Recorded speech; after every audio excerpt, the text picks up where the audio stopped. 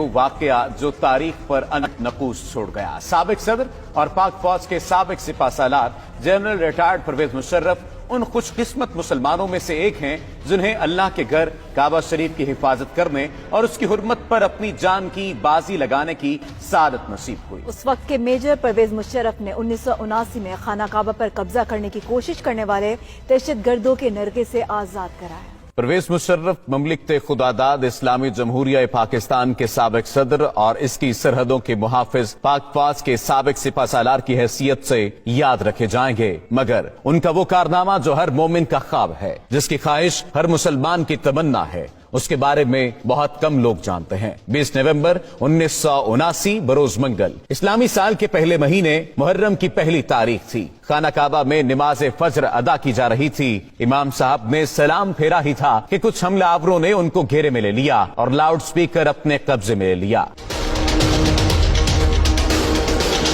اس وقت حرم شریف میں ہزاروں نمازی موجود تھے۔ حرم شریف کے ان حملہ آوروں کا سرغنہ 27 سالہ محمد بن عبداللہ القحطانی تھا، جس نے 4 سال تک مکہ یونیورسٹی میں اسلامی قانون کی تعلیم حاصل کر رکھی تھی۔ اس نے لاؤڈ سپیکر پر اعلان کیا کہ وہ اس صدی کا امام مہدی ہے، میرے ہاتھ پر سب لوگ بیعت کریں۔ He told a certain person to stand up and called him to the microphone and he said, "O Muslims, this is your Mahdi.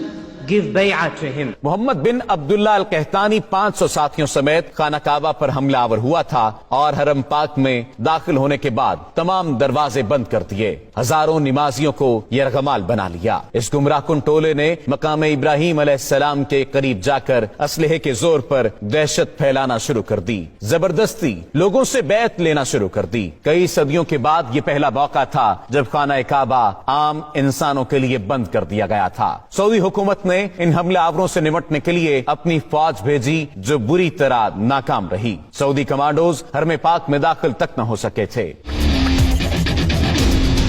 یہ خبر جنگل میں آگ کی طرح پوری دنیا میں پھیل گئی کہ خانہ کعبہ پر دہشت گردوں نے قبضہ کر لیا ہے۔ یہ سن کر مسلم امہ میں غم و غصے کی لہر دوڑ گئی۔ اس وقت خانہ کعبہ کو نقصان پہنچائے بغیر دہشت گردوں کا خاتمہ ممکن نہیں تھا، کیونکہ سعودی فوج ایسی مہارت نہیں رکھتی تھی۔ اس وقت سعودی حکومت کا فرانسیسی حکومت کے ساتھ دفاعی معاہدہ بھی تھا، لیکن فرانسیسی کمانڈوز غیر مسلم ہونے کی وجہ سے خانہ کعبہ میں داخل نہیں ہو سکتے تھے۔ تب سعودی فرمانروا شاہ خالد نے خانہ کعبہ کے دفاع کے لیے پاکستانی حکومت سے رابطہ کیا اور کہا کہ پاک فوج بیت اللہ کا دفاع کرے۔ اس وقت جنرل ضیاء کی حکومت تھی اور پاک فوج تو پہلے ہی بیت اللہ کے تحفظ کے لیے تیار بیٹھی تھی۔ SSG کے کمانڈوز پر مشتمل ایک خصوصی دستہ ترتیب دیا گیا اور اسے حرم پاک کی پاسبانی کے لیے سعودی عرب روانہ کیا گیا۔ SSG کے ان کمانڈوز کی قیادت ایک میجر کو سونپی گئی، اس کا نام میجر پرویز مشرف تھا۔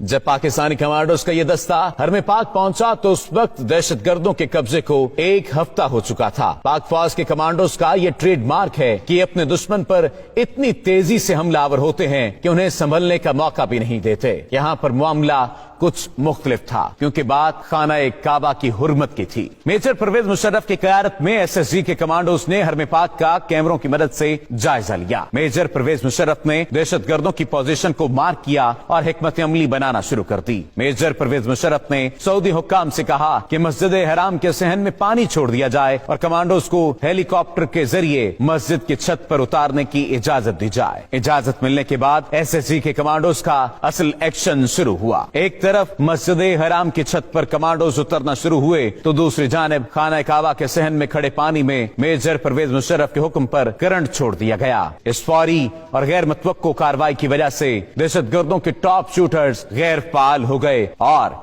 SSG کے کمانڈوز کے سنائپرز نے فضا سے ہی دہشت گردوں کو نشانہ بنانا شروع کر دیا۔ جو ہی SSG کمانڈوز کی پوزیشن مضبوط ہوئی، صحن میں چھوڑی گئی بجلی بند کر دی گئی اور کمانڈوز بجلی کی تیزی کی طرح دہشت گردوں پر جھپٹے، انہیں قابو کر لیا۔ زندہ بچ جانے والے حملہ آوروں کو گرفتار کر لیا گیا۔ دہشت گردوں کا سرغنہ محمد بن عبداللہ القحطانی اسی آپریشن کے دوران پاک فوج کے کمانڈوز کی گولیوں کا نشانہ بن گیا تھا۔ میجر پرویز مشرف کی ذہانت اور SSG کمانڈوز کی دلیری کی وجہ سے से कम नुकसान हुआ और दहशत गर्दों के मजमूम अजाइम को खाक में मिला दिया गया। ये वही मेजर परवेज मुशर्रफ था जो बाद में पाक फौज का सिपा सालार बना और पाकिस्तान के सदर का हुदा भी संभाला। इसी वजह से आज तक सऊदी हुकूमत परवेज मुशर्रफ की इज्जत व तौकीर करती है और उनके लिए खाना काबा का दरवाजा खोला जाता है। सऊदी हुकूमत समेत पूरी मुस्लिम उम्मा परवेज मुशर्रफ की शुजाअत और बहादुरी की गर्वेदा है।